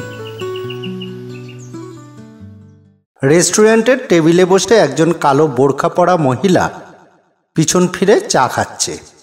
তার মুখোমুখি সামনের চেয়ারে বসে আছে অমিত। ফটিক ও রাজা এগিয়ে আসে। মনে হচ্ছে তোর জন্য পুরো প্রোগ্রামটাই ভেস্তে যাবে। কেন? আমি কি করলাম? আমার নাম তরুণ, নট ফটিক, আর তুই নগেন। এ মা, একদম ভুলে গেছিলাম, সরি। আর হবে না। ইনিকে রুমেলা, কলকাতা থেকে বোরকা কিনে নিয়ে এসেছিল। ফটিক রুমেলার সামনে অমিতের পাশের চেয়ারটায় গিয়ে বসে, বলে, তুমি তো বেশ অ্যাডভান্স চিন্তা করে রাখো। ঘরে বসে বসে বোর হয়ে গেছি, বেশি করে না দিদিকে মনে পড়ছে। আপনি যদি পারমিশন দেন, অমিত বাবুকে নিয়ে একটু আশেপাশে ঘুরে আসবো। রুমেলার পিছনে দাঁড়িয়ে থাকা রাজা বলে ওঠে, আমিও যাব। এখানে এসে আমিও খুব পামেলাকে মিস করছি। যদি একটু ঘুরে আসতে পারি তবে হয়তো মনটা হালকা লাগবে। যান, কিন্তু লাঞ্চের আগে ফিরে আসবেন। আমি ততক্ষণ অমৃত ছেত্রী আসলে তার সাথে প্ল্যানটা সাজিয়ে ফেলি। আমি চাইছি আজ রাতের মধ্যেই এই গল্পের শেষ দেখতে। তবে কি আমি থাকবো? না, তুই যা, পরে তোদের নতুন প্ল্যানের সম্বন্ধে জানিয়ে দেবো। রাত এখন 9টা বাজতে 10 মিনিট বাকি। ফটিক রাজাসহ ওর পরিবারের লোকেদের সাথে অনুপদের ঘরে বসে আড্ডা মারছে। চলছে ড্রিঙ্কস আর খাওয়া দাওয়া। ছোট টেবিলের ওপরে সাজানো কাজু বাদাম, চিপস, এগ ভুজিয়া এবং স্যালাডের প্লেট। খাটের ওপর বসে রত্নাদেবী ও সবিতা। বাকি 4টে চেয়ারে রাজা, অনুপ, কবিতা এবং ফটিক। টেবিলের নিচে রাখা 750 ml এর 2টো খালি হুইস্কির বোতল। 3 নম্বর বোতলেরও প্রায় হাফ শেষ। কবিতা মদের নেশায় টুল। সে হঠাৎ হেসে ওঠে, বলে, ফটিক? ফটিক আবার কি নাম? ফটিক? কি তখন থেকে এক কথা নিয়ে পড়ে আছো? নিন তো অনুপবাবু, গ্লাসটা তাড়াতাড়ি খালি করুন না। আমাদের তো 2 বোতল শেষ হয়ে গেল, আর আপনি তখন থেকে এই 1 পেগ নিয়ে বসে আছেন। রাজাটাও তাই, 1 প্যাক নিয়ে বসে আছে। আমি কমই খাই। আপনি তো বলেছিলেন 2 পেগ খাবেন, আর এখনো তো 1 পেগও শেষ করে উঠতে পারলেন না। আরে মারুন তো, ঝটপট মারো। দাদা, তুমিও শেষ করো না। ওদিকে যখন মদের আসর জমে উঠেছে, তখন বাইরে কন্ট্রোল রুমের ঘরটায় অপেক্ষা করছে ইলেকট্রিশিয়ান। রাজা যেই কটেজটায় আছে তার পিছন দিকে টিন দিয়ে টেম্পোরারি একটা ঘর বানানো হয়েছে, সেটাই কন্ট্রোল রুম। ফটিক যে ঘরে বসে আড্ডা মারছে সেই ঘরটার আশেপাশে লুকিয়ে আছে সিভিলে থাকা পুলিশেরা। অমিত এবং অমৃত ছেত্রী রেস্টুরেন্টের বিল্ডিংয়ের ছাদে দাঁড়িয়ে কটেজের এলাকার দিকে খেয়াল রাখছে। হাতে তাদের বন্ধ করা বড় টর্চ লাইট। নিচে রেস্টুরেন্টে বসে মনীষা, তার হাজবেন্ড ও কাজের ছেলেরা। সবার মনে একটা আতঙ্ক। ওরা যেন অপেক্ষা করছে বড় কিছু একটা ঘটে যাওয়ার। রুমেলা পরনে সাদা শাড়ি, খোলা চুলগুলো তার পিঠের উপর ছড়িয়ে আছে। আয়নার সামনে দাঁড়িয়ে কয়েকটা চুল সে নিজের মুখের উপর নিয়ে আসে, যাতে তাকে দেখে ভূত মনে হয়। এরপর সে ড্রেসিং টেবিলের ড্রয়ার থেকে লাইট লাগানো মোমবাতি বার করে। এই মোমবাতিটা ব্যাটারিতে জ্বলে। রুমেলা ঘরের লাইট অফ করে মোমবাতির সুইচ অন করে। হঠাৎ হোমস্টে এলাকায় শো শো করে হাওয়া বইতে শুরু করে। ঘূর্ণির মতো উড়তে থাকে পড়ে থাকা শুকনো পাতাগুলো। এরপর শুরু হয় পামেলার অট্টহাসি। এদিকে রুমেলা তৈরি হয়ে দরজা খোলার চেষ্টা করে, কিন্তু কিছুতেই দরজা খুলতে পারে না। সে ছুটে গিয়ে ব্যালকনির দরজার ছিটকিনি নামায়। কিন্তু পাল্লা কিছুতেই টেনে খোলা যায় না। কোনো শক্তি যেন দরজাগুলোকে টেনে ধরেছে। এদিকে সে ভাবছে সাউন্ড এফেক্ট শুরু হয়ে গেছে, শোনা যাচ্ছে হাওয়া আর হাসির আওয়াজ। সে হাতে ধরা মোমবাতির আলোতে বিছানা থেকে মোবাইল তুলে নেয়, কিন্তু mobile off. Say mobile on করার চেষ্টা করে, কিন্তু কিছুতেই অন হয় না। ওদিকে নিমিষের মধ্যে হোমস্টে এলাকাতে ঝড় উঠে যায়, সাথে শোনা যায় পামেলার ভয়ঙ্কর হাসি।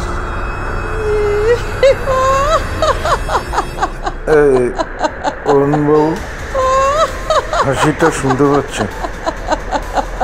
কালকেও শালারা এইভাবেই ভয় দেখাচ্ছে। ঠিক আছে, আজ ওদের আমি ছাড়ব। এই বলে অনুপ চেয়ার ছেড়ে উঠতে গেলে ফটিক বাধা দিয়ে বলে, 1 মিনিট দাঁড়ান, আমাকে একটু বুঝতে দিন।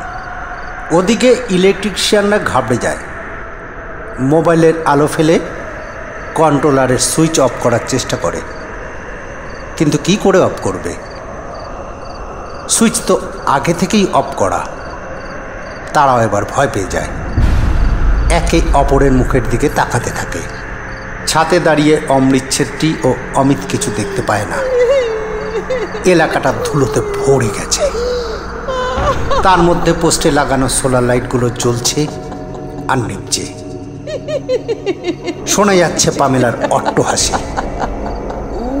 হঠাৎ অনুপের ঘরের জানলাগুলো গতকালকের মতন কেউ ধাক্কা মেরে খোলার চেষ্টা করতে থাকে। দেখুন অরুণবাবু, কালকেও শালারা এইভাবেই জানলা ধাক্কাচ্ছিল। আচ্ছা, ঠিক আছে, আজ আমি ওদের ছাড়ব। এই বলে অনুপ মুহূর্তের মধ্যে হাফ শেষ করা মদের বোতল তুলে নিয়ে ঘরের দরজা খুলে বেরিয়ে যায়। আর তখনই কেটে যাওয়া ঘুড়ির মতো অনুপকে কেউ হাওয়ায় তুলে এদিক ওদিক ঘোরাতে থাকে।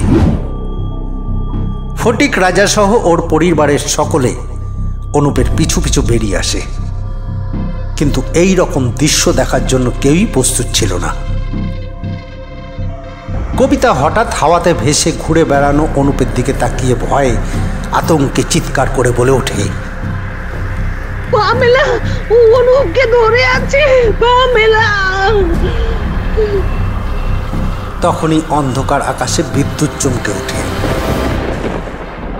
সেই আলোতে দেখা যায় পামেলা অনুপের ঘাড় ধরে হাওয়াতে ঘোরাচ্ছে।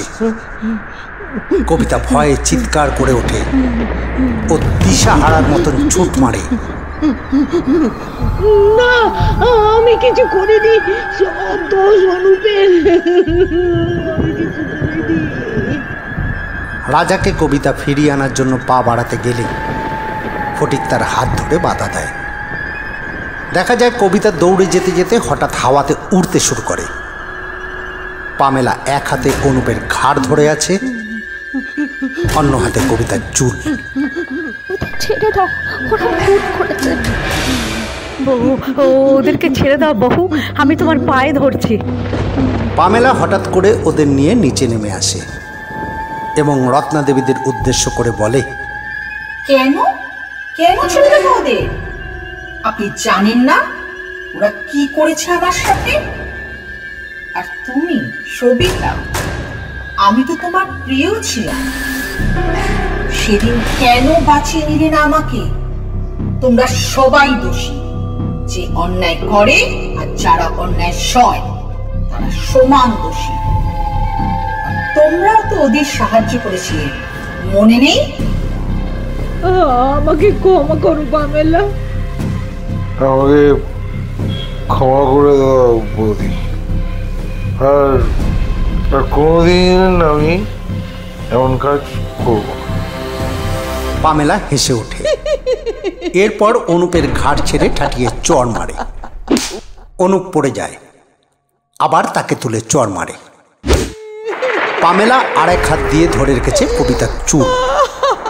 যতবারই অনুপকে তুলে চড় মারছে ততবারই কবিতার চুলে টান পড়ছে, আর সে চিৎকার করে কেঁদে উঠছে।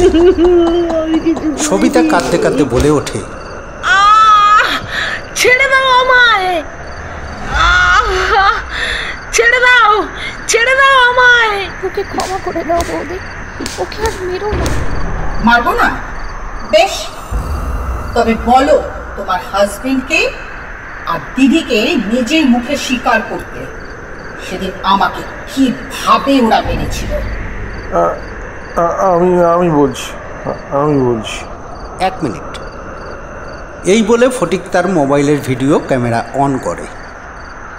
আশেপাশে দাঁড়িয়ে সিভিল ড্রেসে থাকা পুলিশদেরও ফটিক ভিডিও অন করতে বলে। এমন সময় ছুটে আসে অমিত ও অমৃত ছেত্রী। ফটিক অনুপকে বলে, এবার বলুন।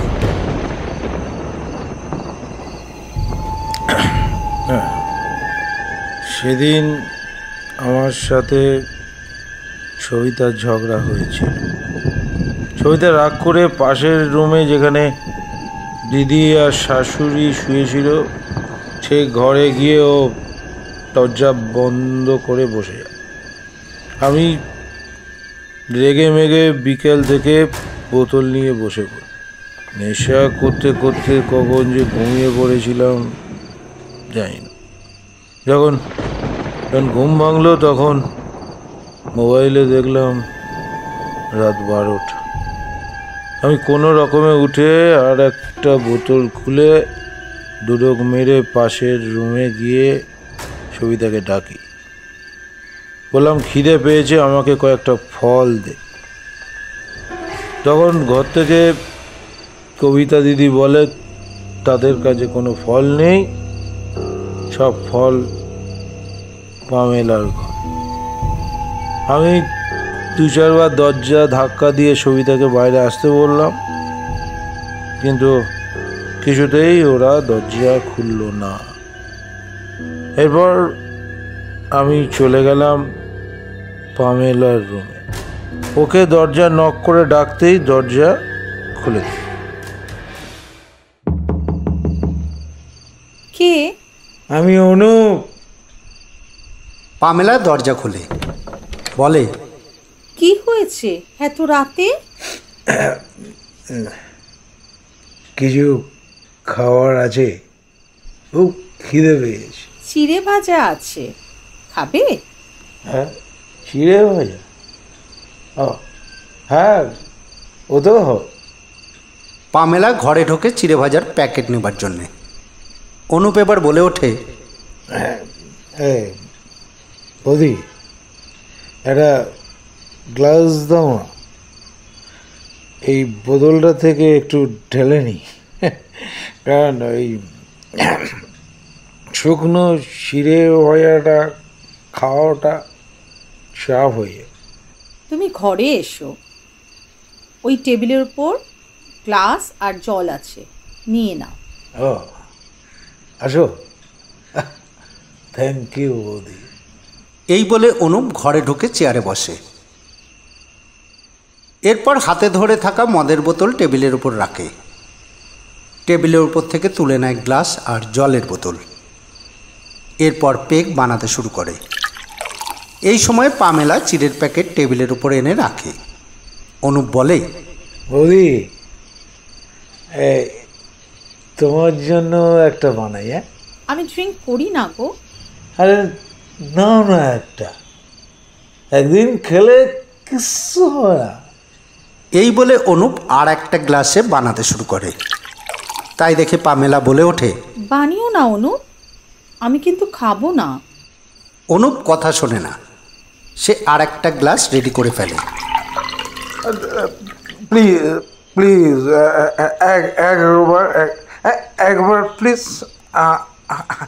আমার রিকোয়েস্ট, একবার একটা চুমুক তোমার। না অনুপ, আমি খাই না। এই বলে অনুপ চেয়ার ছেড়ে উঠে দাঁড়ায় এবং পামেলা চোয়াল চেপে জোর করে পামেলাকে মদ খাওয়াবার চেষ্টা করতে থাকে। পামেলা বলে, আহ অনুপ ছাড়ো, আমার লাগছে। প্লিজ প্লিজ বৌদি, একবার একটু চুমুক মারো প্লিজ, আমার রিকোয়েস্ট, একবার একটু চুমুক মারো প্লিজ। পামেলা ব্যথা সহ্য করতে না পেরে অনুপকে ঠাটিয়ে চড় মারে। অনুপ হুড়মুড়িয়ে টেবিল চেয়ার নিয়ে পড়ে। পড়ে যায় অনুপের হাতের গ্লাস ও টেবিলের ওপর রাখা নিজের বানানো পেগ আর মদের বোতল সহ সব কিছু।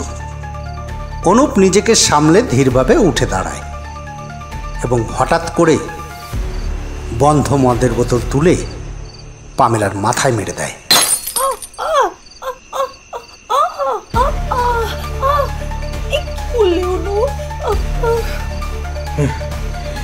সতী সাবিত্রী, হ্যাঁ, আমার গায়ে হাত তোলা, তাই তো? আজ তোকে কে বাঁচায় আমি দেখি। সালা, আজ অবধি আমার গায়ে কেউ হাত তোলার সাহস পায়নি। আর তুই সালে। এই বলে আচমকা একটা পামেলার কানের ওপর ঘুষি চালিয়ে দেয়। পামেলা পড়ে যায়।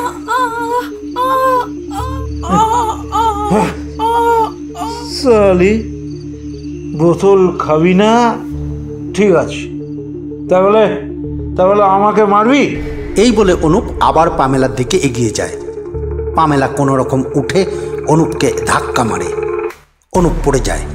পামেলা চিৎকার করতে করতে দরজা থেকে বাইরে ছুট মারে। বাঁচাও, বাঁচাও, বাঁচাও! না, কবিতা দিদি, না, শাশুড়ি মা, বাঁচাও, বাঁচাও! সবিতা, সবিতা, বাঁচাও, বাঁচাও! না, অনুপ আমাকে মারছে, মারছে! পামেলার চিৎকার শুনে রত্নাদেবীরা দরজা খোলে, সাথে কবিতা ও সবিতা। क्या हुआ बहू? কি হয়েছে বৌদি? এই সময় অনুপ দরজার সামনে এসে দাঁড়ায়, হাতে মদের বোতল। সে এগিয়ে আস্তে আস্তে বলে, চিৎকার করে কোনো লাভ হয়? আজ তোকে ওরা বাঁচাতে পারবে না। এই বলে অনুপ পামেলার দিকে এগিয়ে আসে। পামেলা দৌড় মারে কটেজের পিছনের দিকে। অনুপও থেমে থাকে না, সেও পামেলার পিছু নেয়। রত্নাদেবীরা আর সময় নষ্ট না করে ওদের পিছন পেছন ছুটতে থাকে। रुक जाओ जमाई राजा, कुछ उल्टा सीधा मत करो। শুনছো, বৌদিকে ছেড়ে দাও আর যেও না। অনুপ, যেও না, ঘুষে এসো। অনুপ কারো কথা শোনে না, সে পামেলার পিছনে ছুটতে থাকে। পামেলাও প্রাণপণ নিজেকে বাঁচাবার জন্য ছুটে চলে। একটা সময় পামেলা পৌঁছে যায় কটেজ থেকে দূরে একটা জঙ্গলে। অনুপ দৌড়তে দৌড়তে হাঁপিয়ে যায়। সে হাতের মদের বোতলটা পামেলাকে লক্ষ্য করে ছুঁড়ে মারে। বোতল গিয়ে লাগে পামেলার মাথার পিছনে। পামেলা পড়ে যায় ও জ্ঞান হারায়। অনুপ সামনে গিয়ে বোতলটা তুলে নেয়। এরপর নিজের পেট ধরে নিচু হয়ে হাঁপাতে থাকে। পামেলার মাথা ফেটে বেরিয়ে আসছে রক্ত। এরই মধ্যে রত্নাদেবীরা এসে পৌঁছয়। কি করেছো? বৌদিকে মেরে ফেললে? কবিতা কোনো কথা না বলে পড়ে থাকা পামেলার কাছে গিয়ে বসে। এরপর নাকের সামনে হাত দিয়ে বলে, নিঃশ্বাস চলছে, কিন্তু মাথা দিয়ে অনেক রক্ত বেরিয়ে যাচ্ছে। তাড়াতাড়ি ওকে হসপিটালে নিয়ে চল। হ্যাঁ, হাসপাতালে নিয়ে গেলে হয়তো বেঁচে যাবে। চুপ কর। হাসপাতালে নিতে গিয়ে যদি মারা যায় তখন কি হবে? অনুপ ফাঁসবে, আর সাথে আমরাও। হাসবার ভয়ে এভাবে বহুকে মরতে দিবি? ওকে মাটিতে পুঁতে দাও, সব শেষ। চুপ করো তুমি, একটা মাতাল লম্পট। দিদি, বৌদিকে হসপিটালে নিয়ে চলো, আমি হোমস্টের মহিলাকে ডেকে নিয়ে আনছি। দাঁড়া, একবার ভেবেছিস পামেলা যদি বেঁচে যায় অনুপের কি হবে? রাজা ওকে ছাড়বে? কিন্তু মরে গেলে তো অনুপের ফাঁসি হয়ে যাবে। কেউ বডি পাবে, তারপর তো ফাঁসি হবে। এই বলে অনুপ হাতে ধরা মদের বোতলের ছিপি খোলে এবং বোতলের মদ ঢেলে পামেলার শরীর ভিজিয়ে দেয়। এ কি করছো? অনুপ ঠিকই করছে, এছাড়া আর কোনো উপায় নেই। তুই এটা করিস না কবিতা, এ ঠিক নেই রে। তুমি কি চাইছো তোমার ছোট মেয়ে বিধবা হয়ে যাক? আর তুই না অনুপকে ভালোবেসে বিয়ে করেছিস? ওর ফাঁসি হলে থাকতে পারবি তো বিধবা হয়ে?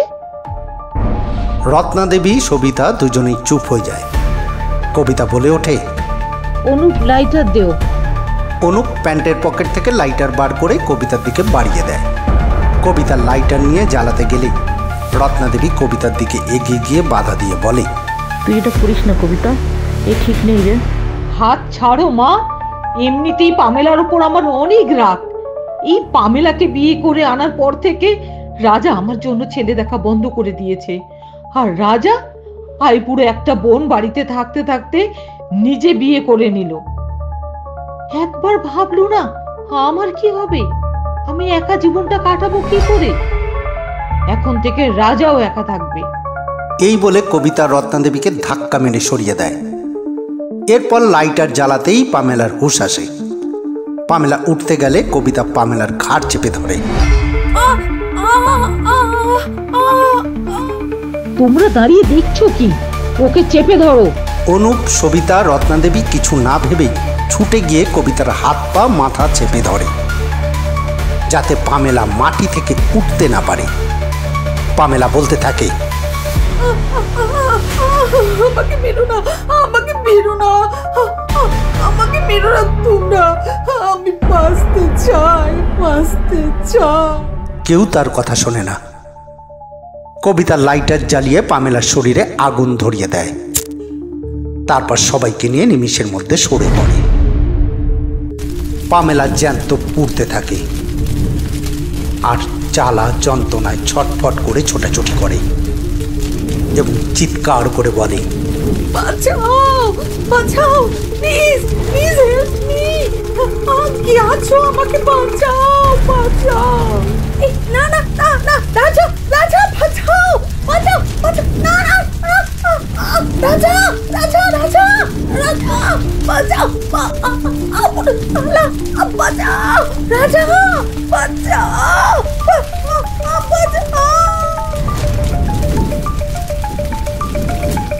একটা ঠান্ডা হাওয়া শোষো আওয়াজ করে বয়ে চলেছে। সবাই এখন চুপচাপ। ফটিক সহ সবাই ভিডিও রেকর্ডিং অফ করে। পামেলা এখন ওর নর্মাল চেহারায় ফিরে এসেছে। সে সোজা এক দৃষ্টে কারো দিকে তাকিয়ে আছে। তার চোখ দুটো ভরে আছে জলে। ফটিক পামেলার দৃষ্টি অনুসরণ করে তাকায়। দেখা যায় রুমেলা সাদা শাড়ি পরে দাঁড়িয়ে। তার খোলা চুলগুলো হাওয়াতে উঠছে। পিছনে দাঁড়িয়ে মনীষা আর ওর হাজবেন্ড সহ হোমস্টের কাজের ছেলেরা। রুমেলার চোখেও জল। রুমেলা বলে ওঠে, দিদি। রুমেলাকে দেখে অনুপ, কবিতারা অবাক হয়। পামেলা রুমেলাকে বলে, আমি জানতাম তুই আসবি, কিছু মনে করিস না বোন। কিছুক্ষণ তোকে আটকে রাখতে হয়েছিল, না হলে তো ওদের আমি শাস্তি দিতে পারতাম না। রুমেলা পামেলার দিকে এগিয়ে আসে এবং অনুপ কবিতার পাশ কাটিয়ে যেতে গিয়ে থেমে যায়। তারপর গায়ের জোরে দুজনের গালে দুটো চড় বসিয়ে দেয়।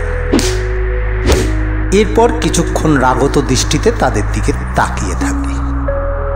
অনুপ কবিতা মাথা নিচু করে নেয়। লজ্জায় মাথা নিচু করে নেয় রত্নাদেবী ও সবিতা। অমৃত ছেত্রী তার পুলিশদের ইশারা করে। সাথে সাথে সিভিলে থাকা পুলিশেরা অনুপ, কবিতা, রত্নাদেবী, সবিতাকে গ্রেপ্তার করে। পুলিশ যখন ওদের নিয়ে যাচ্ছিল তখন ওরা সবাই রাজার দিকে তাকায়। রাজা চোখ ভর্তি জল নিয়ে মাথা নিচু করে দাঁড়িয়ে থাকে।